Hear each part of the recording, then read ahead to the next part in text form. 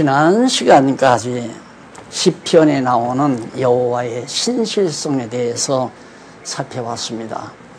물론 그 여호와의 신실성이 바로 하나님의 역사 섭리를 통하여, 그러니까 창세기에서부터 요한계시록까지 진행된 하나님의 역사 섭리를 통하여 드러내신 하나님의 신실하신 속성을 우리들이 구약 성도들이 찬양하는 내용을 살펴본 겁니다.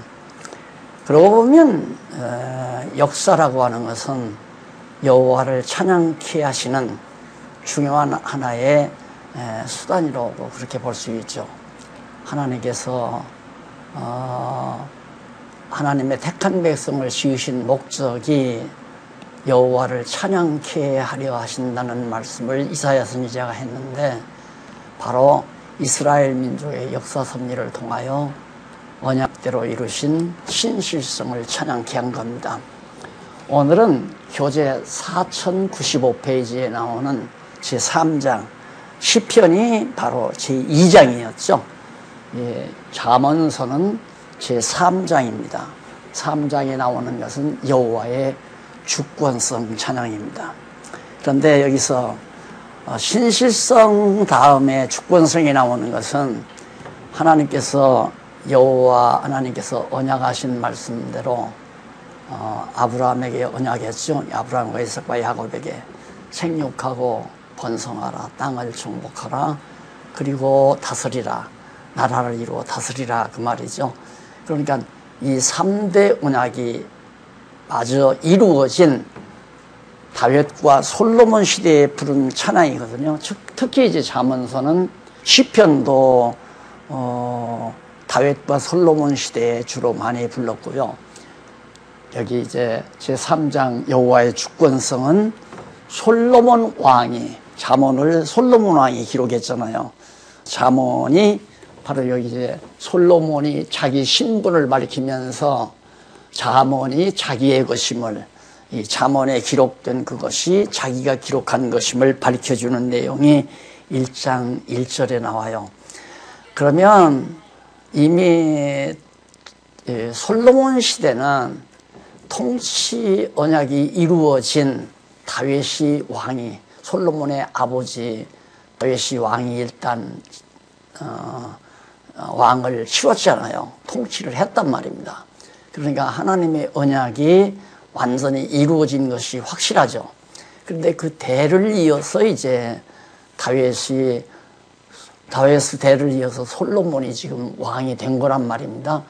그런 상태에서는 정말 신실성을 일단 찬양을 했으니까, 언약대로 나라를 이루어 다스리게 해주신 여호와 하나님의 신실성을 찬양했으니까, 이제는 다스리도록 하신 여호와의 주권성을 찬양하는 내용이죠.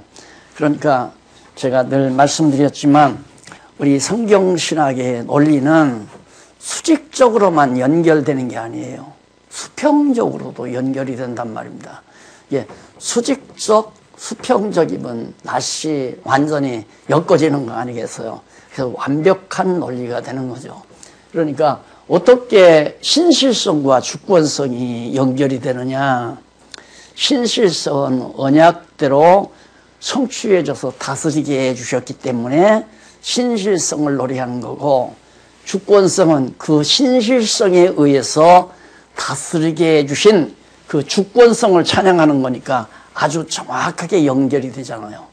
그래서 성경신학 논리가 수직적으로, 수평적으로 완벽하게 연결된 그런 논리 체계를 가지고 있다는 거. 이런 논리는 그렇게 쉽지 않잖아요. 많지 않단 말입니다. 쉽게 연결, 어느 부분은 연결이 가능하지만은 전체적으로 연결이 불가능하거든요. 그런데 성경은 놀랍게도 전체적으로 다 연결이 된다는 데서 매우 중요성을 가지고 있는 겁니다. 그래서 잠언서 내용이 바로 4095페이지에 나오는데, 그 내용을 잠깐 여기다가 지금 4095페이지에 나오는 내용을 정리를 해드렸어요. 1절에서는 잠언에 대한 서론이에요. 도대체 잠언이란 어떠한 것인가, 그 서론이 여기 지금 소개됐거든요. 솔로몬이 자기 신분을 밝히면서 잠언이 솔로몬의 것이다 라는 것과 그 잠언을 가르쳐주는 목적은 무엇이며 그 결과에 대해서 진술하는 내용이 나와요.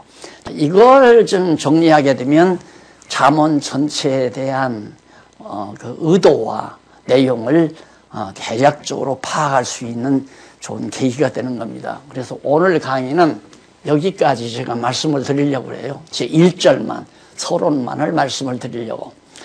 자, 1절 이제 서론 마친 다음에는 2절에서는 지혜를 주관하시는 여호와다 라는 내용이 1장 7절로부터 9장까지 소개돼요. 그러니까 3분의 1 정도가 31장까지가 잠언인데 3분의 1 정도가 여호와 하나님의 지혜를 주관한다 그 말이에요. 그럼 왜 지혜를 주관하는가? 우리가 이런 제목이 나오면 지혜를 왜 하나님이 주관하는가?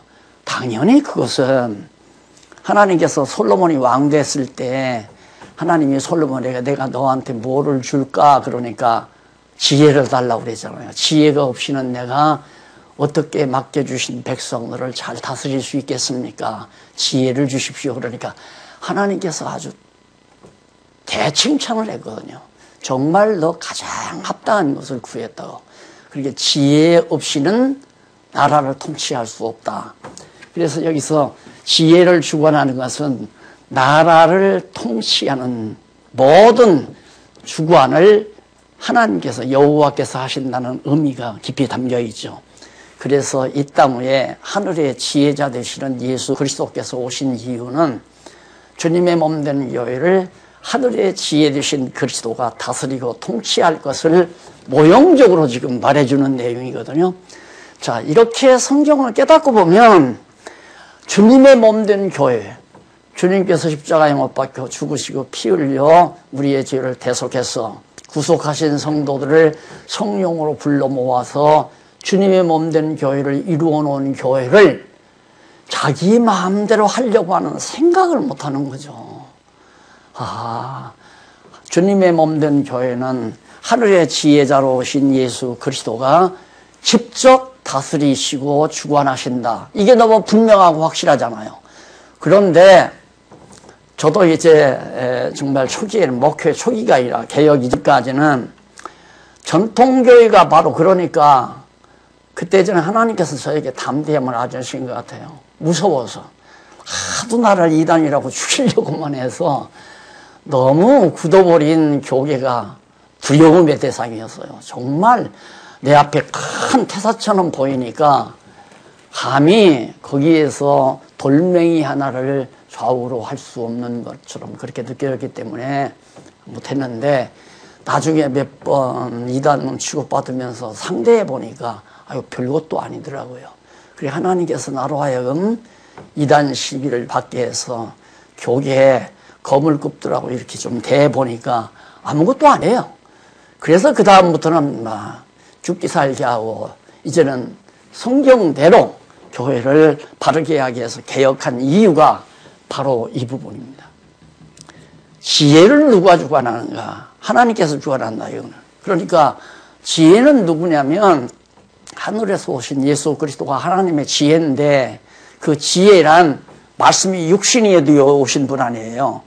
말씀이란 영원 전부터 계신 하나님과 함께 있었던 것이 말씀이거든요. 태초에 하나님이 말씀이 계시니라 로고스 있잖아요. 그 말씀이 육신을 입고 오신 분이 예수 그리스도란 말입니다. 그러니까 예수 그리스도가 지혜란 말은 이 지혜의 근본은 하나님의 영원하신 뜻이에요. 영원 전부터 가지고 계신 하나님의 말씀 로고스란 말입니다.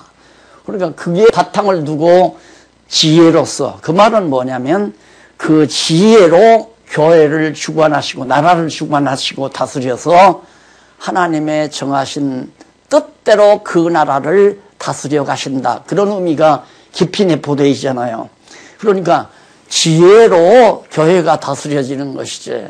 그러니까 지금도 제가 성경만을 가리키는 이유는 성경은 하나님의 지혜의 말씀이란 말입니다.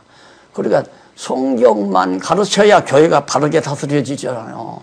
성경을 틀리게 가르치면 교회가 바르게 안 다스려진단 말입니다. 그러니까 내가 통치자가 아니라 하나님의 말씀인 지혜의 말씀이 교회를, 하나님의 나라를 다스려가는 거죠. 그러니까 내가 어느 장로님이 그렇게 불만하더라고 그래요.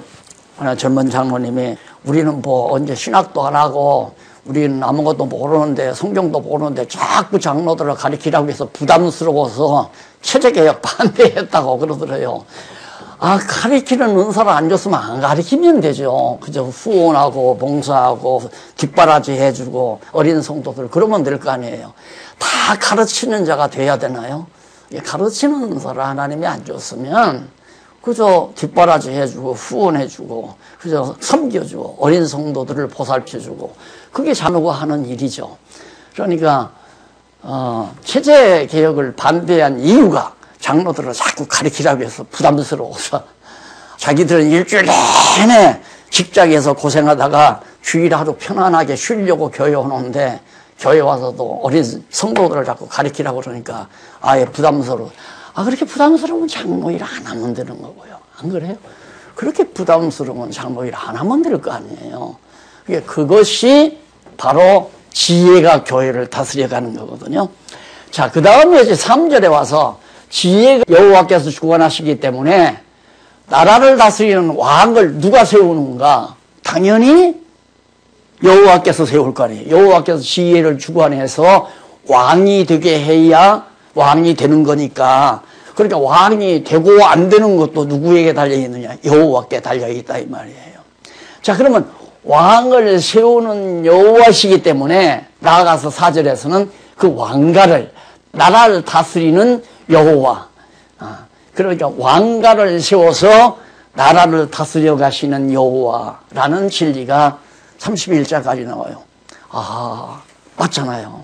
아, 잠언이라도 그런 것이구나. 그래서 잠언은 여호와의 주권성을 찬양하는 것이로구나. 맞죠, 이제. 큰 윤곽이 정해져 있잖아요. 아, 그렇구나 했으면 이제부터는 사실 그런가. 이제 전체적인 윤곽은 아, 그렇구나. 잠언이라는 것이 여호와 하나님께서 지혜를 주관해서 왕 될 사람에게 지혜를 주기 때문에 지혜 없는 자는 왕이 안 되는 거죠. 그래서 왕가, 다윗 왕가를 다윗이 아들이 솔로몬이 되고 솔로몬의 아들이 또 왕이 되고 또 그 아들이 왕이 되고 그 아들이 왕이 되고 역대기에서 우리 다 배웠잖아요. 그 왕가를 누가? 여호와께서 세워간다 이 말이에요. 너희들이 잘해서 야 인마 너는 내 자식이 아니니까 왕 안 돼. 너는 내 자식이니까 너는 내 왕이 되라. 이러고 세우는 게 아니라 하나님께서 여호와께서 왕가를 세워가지고 이유는 다윗의 왕위가 영원하리라고 하나님께서 언약했잖아요. 그 언약을 이루기 위해서는 다윗 왕가가 바뀌면 안 돼요.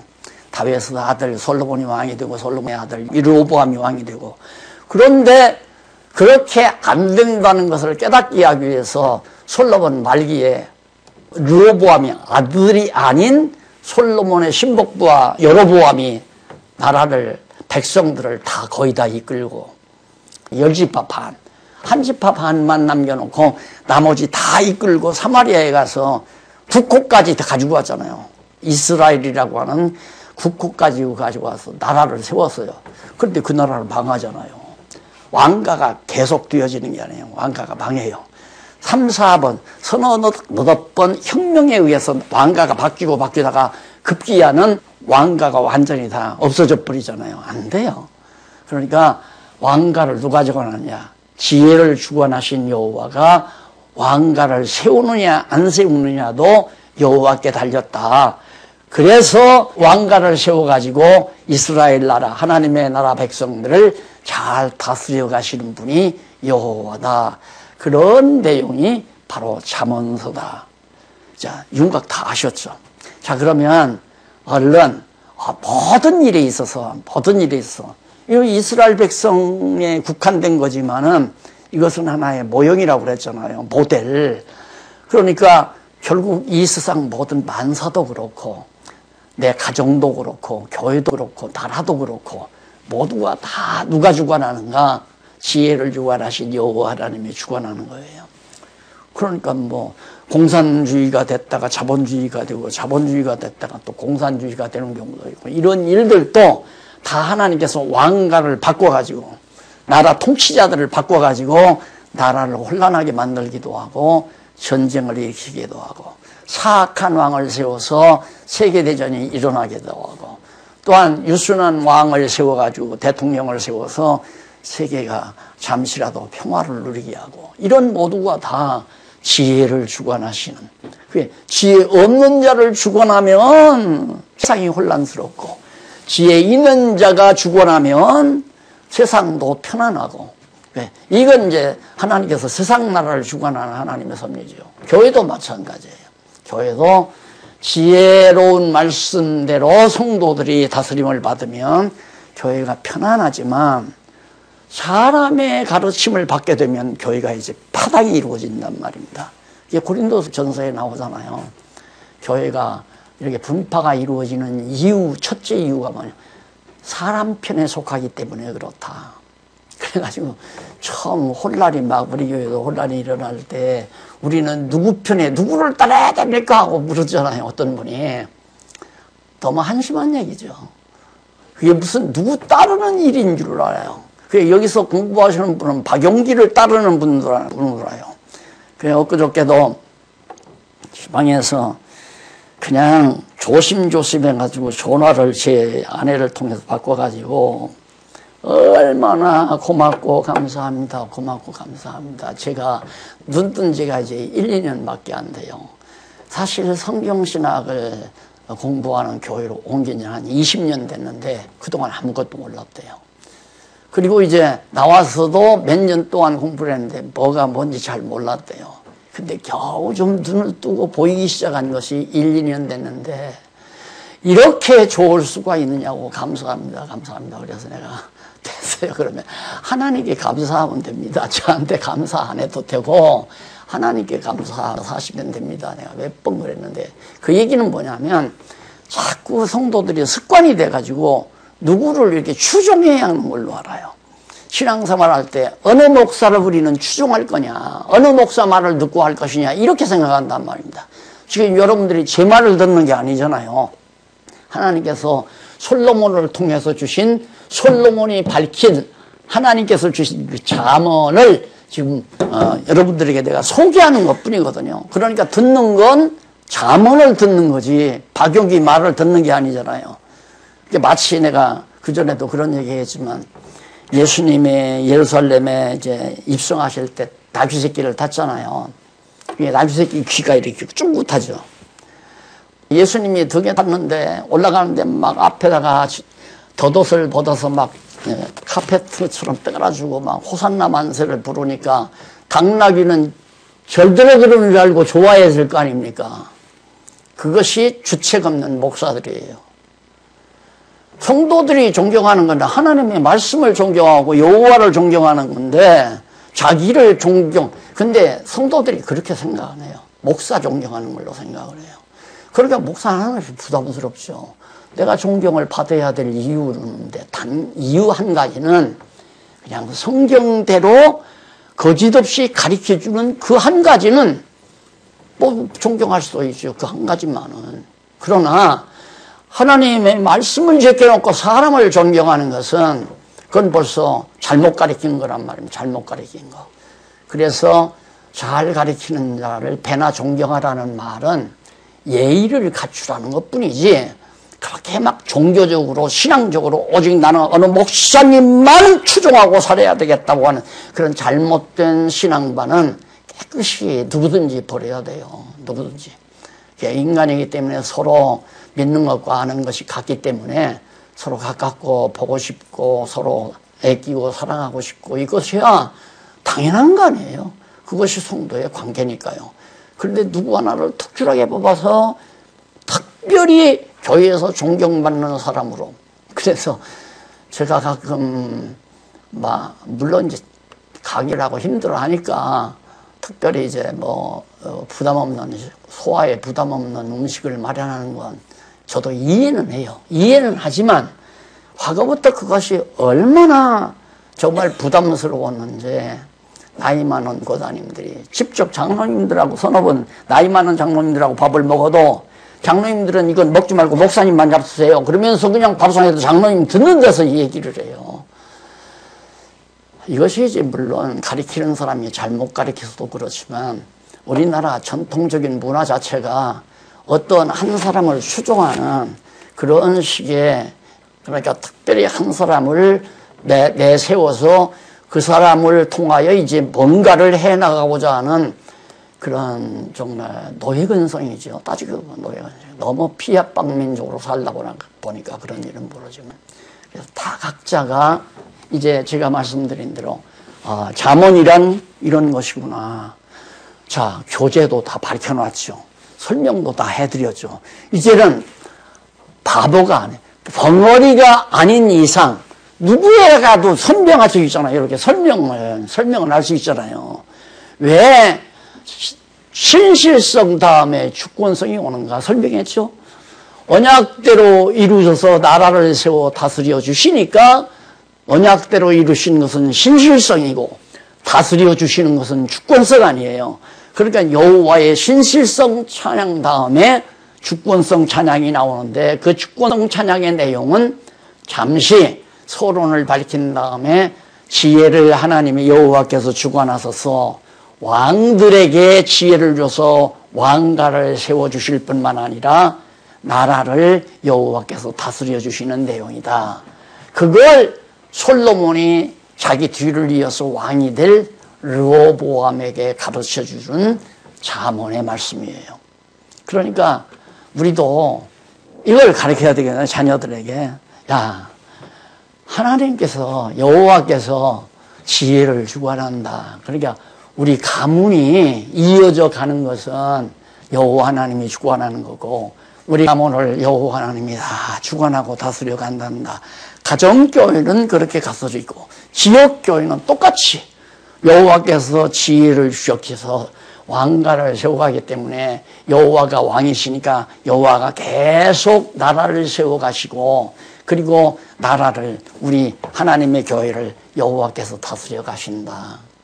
그걸 우리 자녀들에게 또 우리 후신들에게 가르쳐주는 일밖에 우리가 할 일이 뭐예요. 그러니까 우리를 먼저 태어나게 해서 먼저 깨닫게 한 것은 후대들에게 가르쳐주기 위한 거 아닙니까? 그것이 진리를 지키고 전승하는 일이니까요. 자, 그럼 넘어가서 잠깐 그 내용을 좀 살펴보면 상당히 서론이 길죠. 앞부분 서론이 4096페이지 두 번째 문단에는 솔로몬으로 아들에게 여호와의 주권성을 찬양하는 각종 잠언을 가르쳐 줍니다. 솔로몬이 각종 잠언을 아들에게 르호보암이라고 하는 아들에게 가르쳐 주죠. 그래서 먼저는 서원을 얘기하고 이제 지금은 이것은 이제 간단하게 이제 내용 분해고요. 내용을 분해해서 그 내용 분해한 내용을 연결시켜 가지고 간단한 그 줄거리, 간단한 내용 줄거리를 지금 그 문단에서 적어 놓은 거예요. 이건 분해, 내용 분해, 의미 분석이 그죠? 그 다음에 두 번째 문단에 나오는 것은 이것을 이제 설명한 대로 연결시켜서 간단한 줄거리, 그걸 이제 설명해 드린 거예요. 그런데 이걸 공부하시는 분들이 교재를 가지고 공부하는 분들이 짜증을 낸대요. 한 말 또 하고, 한 말 또 하고, 한 말 또 하고. 책 면을 이렇게 책 면을 갖다가 부수를 늘리려고 그런 게 아니라 내용 분해는 뚜렷하게 이렇게 내용이 분해됩니다. 몇 장 몇 장 이렇게 분해됩니다. 그런데 이것을 간단하게 하나의 문장으로 그러니까 논리적 연결을 시키는 거예요. 논리적 연결. 그런 게 두 번째 문단이 매우 중요하죠. 자, 두 번째 하나님이 여호와께서 지혜를 주관하셔서 왕될 사람에게 지혜를 주어 왕가가 계속 세워가게 하시고 그리고 왕가가 세워지게 하셔서 나라를 다스리시는 여호와십니다. 이게 이제 내용 줄거리 아니에요. 분해와 줄거리는 판연히 다르지 않습니까? 그러니까 공부하시는 분들이 좀 이 저자가 어떤 심정을 가지고 이렇게 썼는가를 생각을 않고 그러니까 뭔가 이것은 이것이다. 이렇게만 공부해 와가지고 도대체 이 강론집을 가지고 공부하기가 힘든 거예요. 지금도 그러잖아요. 이건 이것이다. 자, 이건 이것이냐, 이것이냐, 이것이냐, 이것이냐. 대학 입시고사도 그렇게 보잖아요. 1, 2, 3, 4 동그라미 쳐라. 거기다가 딱. 이것은 이것이다. 그런 식으로만 공부를 해왔기 때문에 머리가 그렇게 굳어져 가지고 이 강론집의 논리를 이해한다는 건 한참 걸려야 돼. 어느 권사님은 20년 걸렸다고 그랬대요. 20년. 20년 됐는데 이제 1, 2년 됐대요. 눈에 이 강론집이 눈에 들어오는 게. 자, 그래서 제가 언젠가 그런 얘기를 했죠. 저는 신학교 다닐 때도 그랬지만 그 전부터도 이게 어떤 게 뭔가 하나에서부터 쭉 연결되는 논리를 찾으려고 노력했기 때문에 신학교 강의 들을 때도 이런 수첩 하나 가지고 다녔다고요. 이렇게 책 끼고 안 다녔어요. 다니면서 어떤 교수가 무슨 얘기를 하면 저 내용은 어떤 내용의 근거를 삼았으며 그 근거에 의해서 저런 내용이 나왔다면 어떤 결과가 맺어질 것인가 앞뒤를 살피는 거죠. 앞의 내용과 뒤의 내용을 내다놓은 대로 정리를 하는 거예요. 그게 정리가 되면 안 받아들여지는 거예요. 그게 정리가 안 되면. 그런 식으로 공부를 했거든요. 그러니까 지금 이 성경신학 공부도 꼭 그렇게 하셔야 된단 말입니다.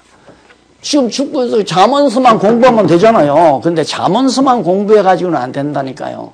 그것을 어디까지? 적어도 아브라함 때 언약하신 하나님, 생육하고 번성하고 땅을 정복해서 나라를 다스리라. 주권성 아니에요. 다스리라 하신 하나님이 직접 언약하신 당신이 다스려 주신다. 맞아 딱 떨어지잖아요. 그럼 벌써 다윗 시대부터 아브라함 때까지는 벌써 500년 세월이란 말입니다. 500년이 훨씬 넘는 세월. 아니 1000년이에요. 1000년 세월이 훨씬 넘는 세월의 역사까지 거슬러 올라가서 거기서 더 올라갑니다. 다윗에게까지 가야죠.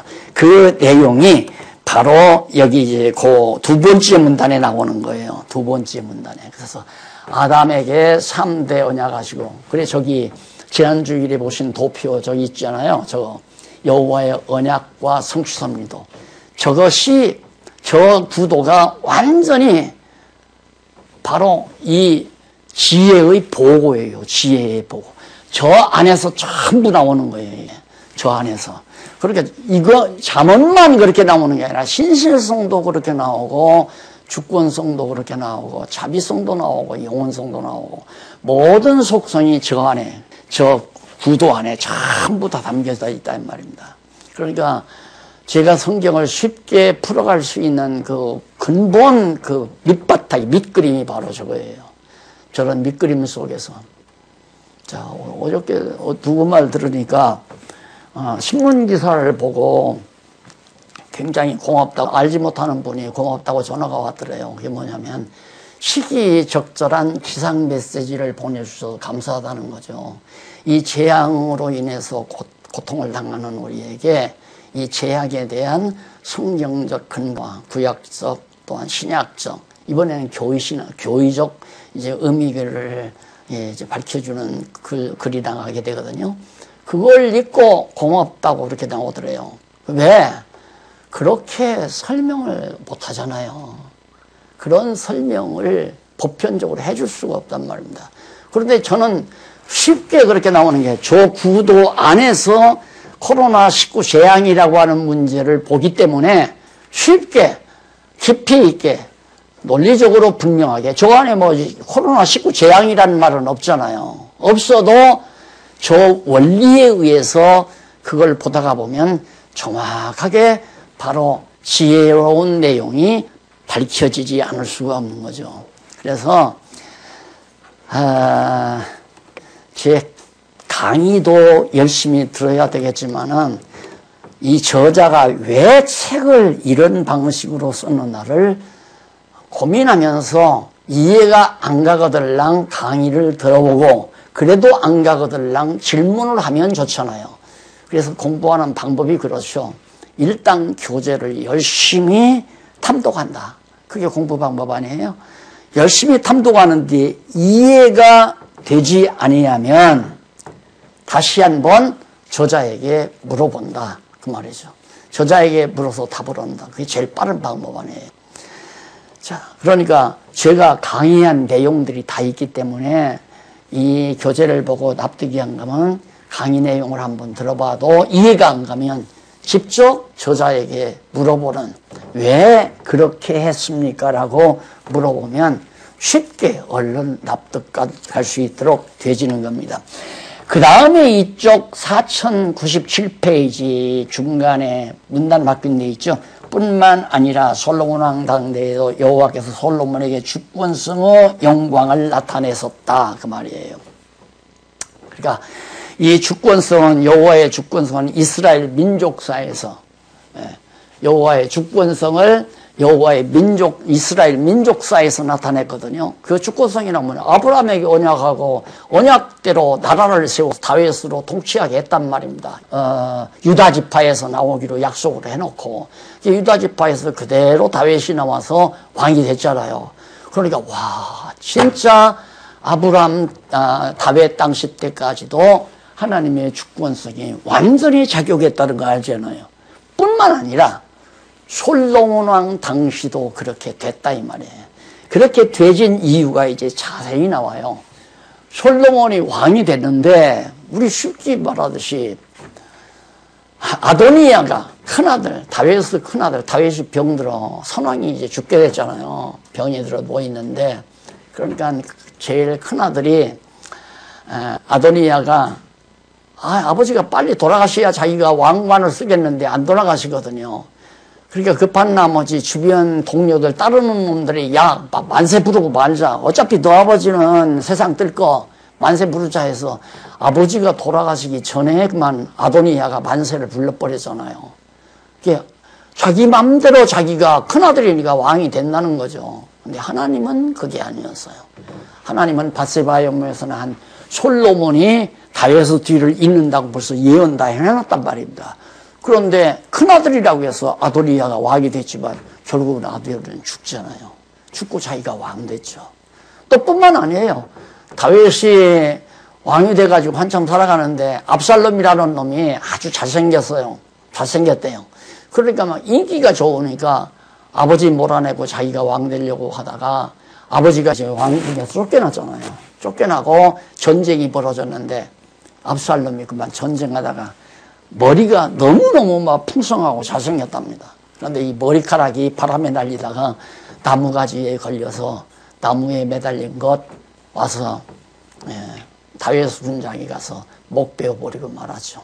그래서 압살롬이 죽었잖아요. 그래서 다시 다윗이 정말 왕궁으로 회복해서 무난히 정말 왕가를 누가 솔로몬이 하나님의 언약대로 솔로몬이 왕이 됐단 말입니다. 그런 얘기가 지금 쭉 기록이 된 거예요. 그렇게 하나님이 솔로몬으로 하여금 다 주관하신다. 그리고 하나님이 자기에게 지혜를 주셔서 백성들을 다스리게 했다. 그런 내용들이에요. 그리고 제일 밑에 나오는 두 번째 줄 바꾼데 솔로몬이 아들에게 잠언을 가르쳐 주신 것은 여호와께서 솔로몬에게 장래 되어질 일을 예고해 주신 사실이 직접적 동기가 됐어요. 자, 솔로몬이 이제 나라를 잘 다스려 가는데 솔로몬 당대에 그런데 솔로몬이 이제 거의 40년 통치 기간이 지나가면서 하나님께서 솔로몬에게 알려주신 장차 어떻게 되질 것이라는 걸 알려주신 내용을 전부 그걸 알고 자식에게 그걸 아들에게 너 인마 이거 꼭 알아야 된다. 그래서 가르쳐 준 것이 바로 이거예요. 하나님이 지혜를 주관한다. 지혜를 주어야 왕이 된다. 왕이 돼야 인마 네가 내 아들 뒤를 이어서 내 뒤를 이어서 왕이 된다. 그래야 하나님의 나라가 잘 다스려진다. 우리 유대 나라가 잘 다스리시는 여호와. 그렇게 해서 다스리시니까 너 여호와 경외하기를 소홀히 하지 말라. 그거 이제 교훈하는 내용으로 그렇게 쭉 설명이 나와요. 그래서 하나님께서 이제 솔로몬에게 거기 4098페이지 두 번째 줄 앞부분에 보시면 그때 여호와께서 솔로몬에게 친히 나타나셔서 언약대로 세워주신 이스라엘 나라를 아들 손에서 빼앗아 솔로몬의 신복에게 주시겠다고 말씀하시죠. 그러니까 아들의 손에서, 그러니까 이스라엘 왕 솔로몬의 손에서 나라를 빼앗아서 신복에게 주겠다, 그렇게 엄포를 하나님이 하신 거예요. 그래서 나라를 빼앗지 않고 한 지파는 아들에게 주실 것을 예고해 주셨어요.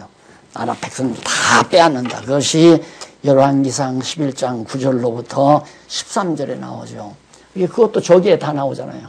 성취 과정에서, 선민국가 성취 과정에서 전부 그렇게 솔로몬이 너무 부패하고 타락하니까 너 인마 이제 너한테서 나라 뺏어서 내 신복부하에게 줄 거야. 그러나 한 지파만은 하나님이 약속이 있으니까 네 아들에게, 솔로몬에게 네 아들에게 주겠다. 그걸 솔로몬이 알았어요. 그걸 하나님께로부터 들었기 때문에 그 사실을 알고 아들에게 지금 이걸 주의시키는 거예요. 이걸 교훈하는 거란 말입니다. 앞으로 이런 일이 있다.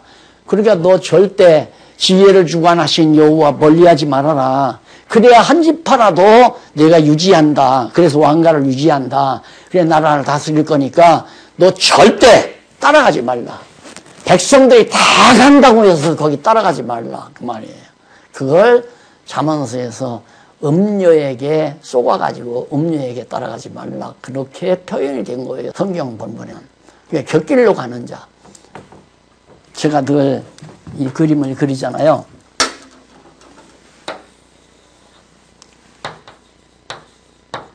다윗 시죠. 다윗 시대 왕가가 이렇게 쭉 이어져서 결국에는 다윗의 아들 예수님이 오셔야 되거든요. 근데 다윗 40년, 그 다음 솔로몬이 40년. 이렇게 된단 말입니다. 요 무렵에 지금 하는 얘기예요, 요 무렵에.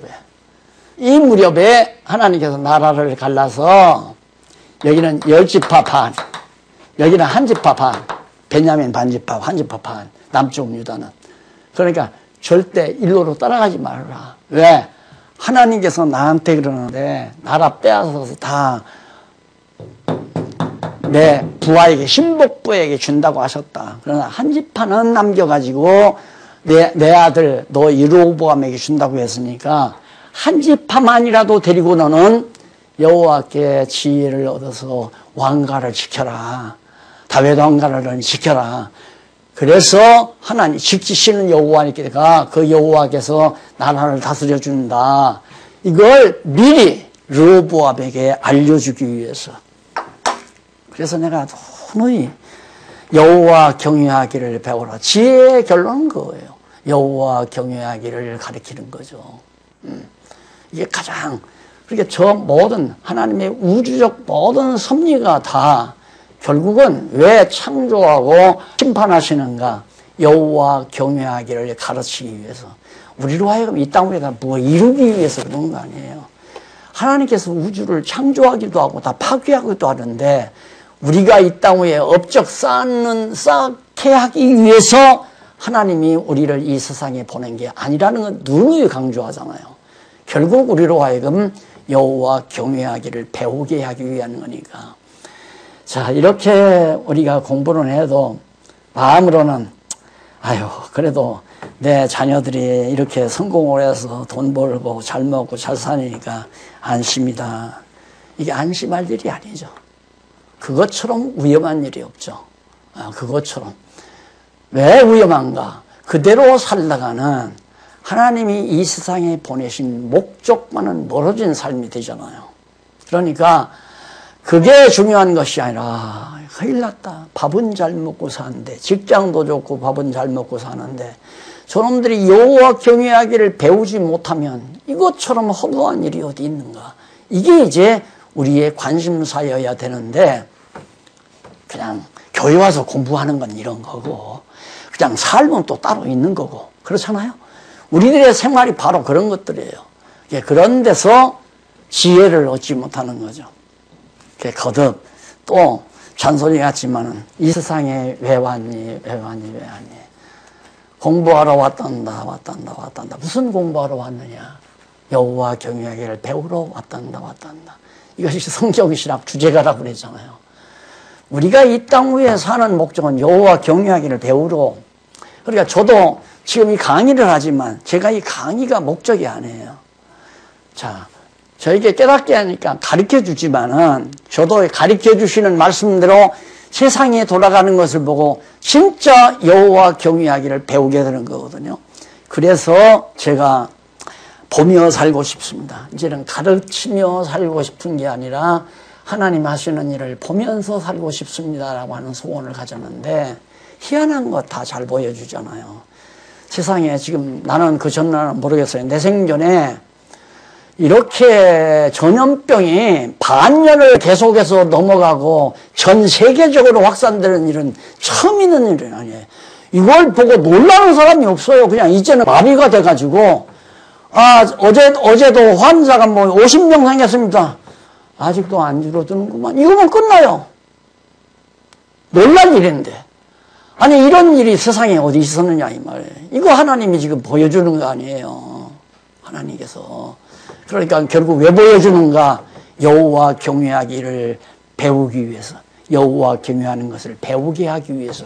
이것도 마찬가지예요. 잠언을 왜 가리키는가? 여호와 경외하라 말입니다. 여호와다. 그분이 지혜도 주시고 왕가를 세우고 나라를 다스리시는 분이다. 그러니까 너 여호와 경외하고 살아라. 나라 갈라가지고 가는 르호보암도 두려워할 것도 없고 백성 수가 아무리 많아도 두려워할 것 없다. 지금 그 얘기 아닙니까?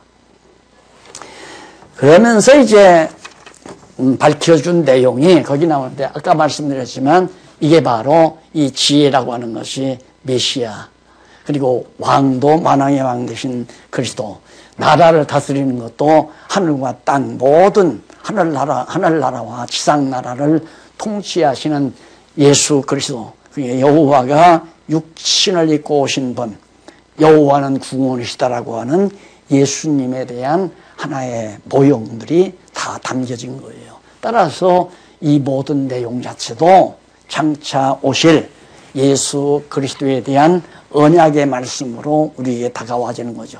다시 말해서 여호와의 주권성 찬양도 장차 주권자로 오실 메시아에 대한 예표로서의 모형과 그림자로서의 언약의 말씀이다. 저 잠언서의 말씀이. 그래서 찬양을 통한 언약이라고 그랬잖아요. 이 상위 주제가 2장은 신실성, 1장은 전능성 아니에요. 이런 찬양, 이 찬양을 통한 언약인데 그게 이제 1권안이에요. 찬양을 통한 언약 나오는데 이 찬양을 통한 언약이 뭘 언약? 장차 오실 메시아를 언약한 것이다. 이렇게 논리가 떨어지는 거예요. 그래서 결국 우리가 잠언서를 공부해 가는데 잠깐 살펴보십시다. 잠언 서원적 진술 가운데 잠언 1장에서 1절서 6절까지거든요. 그런데 1절은 뭐 거기 다윗의 아들 이스라엘 왕 솔로몬의 잠언이다. 그러니까 솔로몬이 누구냐? 다윗 왕의 아들이다. 그러니까 왕통을 이었다 이 말이에요. 다윗 왕의 왕통을 이은 다윗의 아들이다. 그리고 왕이고 신분은 밝혔죠. 그러면서 이 잠언이 누구 거냐? 바로 다윗 왕의 아들 솔로몬 왕의 잠언이다. 솔로몬 왕이 여호와 하나님의 놀라운 진리를 깨닫고 저걸 깨달은 거예요. 저 놀라운 지혜의 보고를 깨닫고 가르쳐주는 그런 잠언의 내용이 쭉 소개되는 것이 바로 저 부분이다. 그 앞에 나오는 서문들은 앞서 큰 서문에서 대충 말씀을 드렸기 때문에 넘어가고요. 제일 마지막 부분만 한번 보실까요? 4101페이지 1장 2절로 6절 나오기 이전에 위에 쪽으로 어디를 보면 되냐면 7째 줄 뒷부분에 보면 2에 솔로몬은 여호와의 역사 섭리를 통해 각종 잠언을 많이 깨달아. 그 역사라고 하는 게 그만큼 중요하잖아요. 역사 섭리를 통해서 정말 놀라운 지혜를 많이 깨달아서 지혜로운 자가 되었다. 이렇게 지혜로운 자가 된 솔로몬은 장차 오실 하나님의 지혜이신 메시아에 대한 예표로서의 모형과 이게 솔로몬은 바로 메시아의 예표다. 누가복음 6장 7절로 35절 나오죠. 고린도서 1장 24절로 나오고, 따라서 여호와께서 솔로몬에게 지혜를 주고 잠언을 가르쳐 주도록 하시는 섭리는 장차 언약대로 하나님의 지혜이신 메시아를 보내어 택함을 받은 자들에게 신령한 지혜의 말씀을 가르쳐 주도록 섭리하실 것에 대한 예언적인 성격을 지닌 여호와의 언약궤시다. 아까 설명한 내용이에요. 자, 그럼 1절로 2절로 6절 한번 읽어보십시다. 잠언을 가르치는 목적이 나오고 결과가 나와요.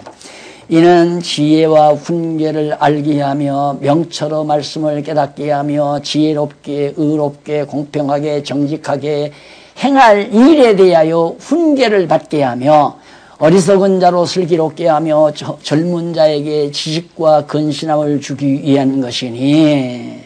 자, 여기까지가 바로 목적입니다. 그 다음 5절 6절은 결과죠. 지혜 있는 자는 듣고 학식이 더할 것이요 명철한 자는 모략을 얻을 것이라. 잠언과 비유와 지혜 있는 자의 말과 그 오묘한 말을 깨달으리라. 자, 하나님, 쉽게 말하면 하나님 말씀, 성경 깨닫는다는 거예요. 하나님이 지혜를 주지 아니하면 하나님의 놀라운 그 모든 역사 섭리를 바르게 알 수가 없는 거거든요. 자, 그래서 1절로 4절까지가 아까 목적이라고 그랬죠. 솔로몬이 자기가 말한 잠언을 통한 가르침의 목적, 왜 잠언을 가르쳤는가 아들에게, 그 목적이 뭐냐면, 첫째 목적이 나오는데, 첫째 목적이 있고 두 번째 결과가 나와요. 첫째 목적은 지혜와 훈계를 알게 하며 명철의 말씀을 깨닫게 하려는 것이라고 가르쳐 주었죠. 여기 지혜라는 말은 호크마라, 여기 호크마우스죠. 이게 지혜자들이 사는 곳이라 그 말이에요. 호크마라고 하는데, 이는 지혜나 재치라는 뜻.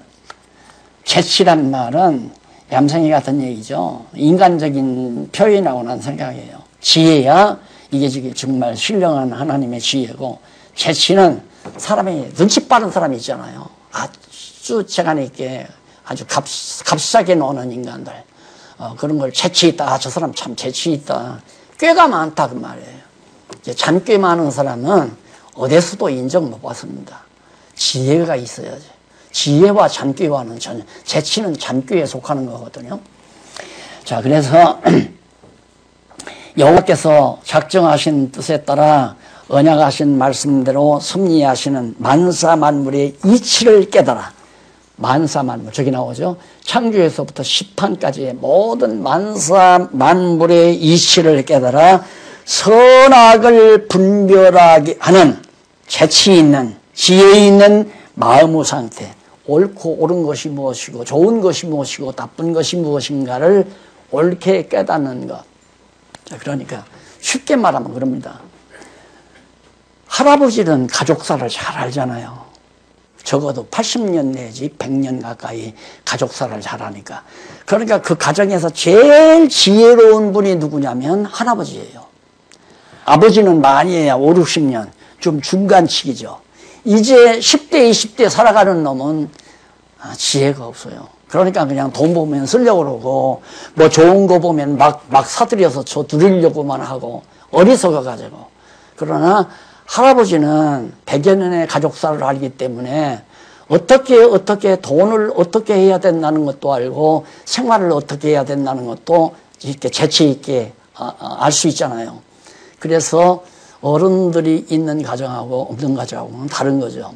그러듯이 저렇게 하나님이 행하신 모든 우주 만물의 역사를 성경을 통해서 아는 자와 그걸 모르는 자가 생각하는 것은 전혀 달라요. 현실을 딱 파악할 때. 그러니까 지금 코로나19도 하나님의 저 놀라운 역사 섭리를 깨닫고 보면 이것이 우리 하나님 여호와를 경외하는 자들에게는 절대 불행한 것이 아니라는 걸 알 수 있잖아요. 이게 불행한 것이 아니다. 왜? 하나님은 반드시 언약 자손들을 유익하게 만드시는 분이기 때문에 우리에게 유익하게 하려고 오늘의 이 코로나 재앙을 주셨다라고 하는 아주 보편적인 사람으로는 상상할 수 없는 결론을 나오는 거거든요. 그게 좋고 나쁜 걸 올바르게 가시평가할 수 있는 이성적 기능이 딱 제대로 살아있는 거란 말입니다. 그게 지혜자라는 얘기죠. 그러니까 성경 전체 모르고는 지혜자가 안 돼요. 그런데 성경 전체를 어떻게 할 수 있느냐 말입니다. 어떻게 할 수 있는 건 하나님이 지혜를 줘야 알지. 암만 자기가 학문적인 소양이 있고 밤잠을 나가고 파고 휘벼대도 엊그저께 어떤 분 보니까 190독을 했대요. 성경을 신구약 성경을 알고 싶어가지고 190독을 했는데 거기서 발견한 것이 코로나 예방할 수 있는 공기청정기 하나 만들어냈대요. 성경 보고. 그게 무슨 지혜입니까? 그러니까 아무리 많이 읽고 또 배운다고 해도 몰라요. 문제는 정확하게 접근해야죠. 어떤 물체가 있으면 이것은 과거에 무엇으로 있었는가, 흙으로 있었는가, 돌가루로 있었는가, 이 본질이 뭔가, 그리고는 이것을 누구가 만들었을까, 그래서 이것은 어떻게 쓰임을 받는 건가, 이렇게 종합적으로 알아야 이 컵이 무엇이다라는 걸 설명할 수 있듯이 적어도 이 세상 만사 만물에 대한 이치를 바르게 하려면 하나님이 섭리하시는 영원한 하나님의 섭리와 시공간의 세계, 이 피조세계의 역사 섭리의 원리와 방법을 정확하게 파악하고 나야 거기에서 이제 지혜가 활용되는 거예요. 그래서 지혜의 원천은 어디냐면 하나님의 영원하신 작정, 더 나아가서는 작정 이전에 로고스로 계신 하나님의 말씀, 그게 지혜의 보고예요. 그러니까 말씀이 이 세상에 계시된 것이 우주만물 아니에요. 우주만물. 하나님의 말씀, 그 뜻이 계시된 것이 우주만물이니까 근원을 모르고 해석이 불가능한 거죠. 그런데 우리들의 지식이라고 하는 것은 눈으로 보고 내가 경험을 해야 만들어지는 거예요.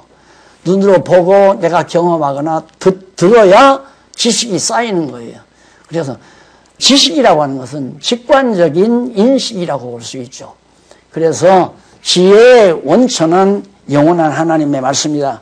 지난번 내가 우리 박홍규 교수님 강의 듣다가 보니까 쭉 쓰더라고요. 이렇게 말씀하고 쭉 지혜, 명철, 경건하고 쭉 써내려가잖아요. 그게 다 줄기가 있어요. 그게 지금 여기에서 전부 나와요. 그 강의가, 그 내용이. 그러니까 지혜의 근본은 영원히 자존하시는 하나님의 말씀이 지혜의 근본 원천이다.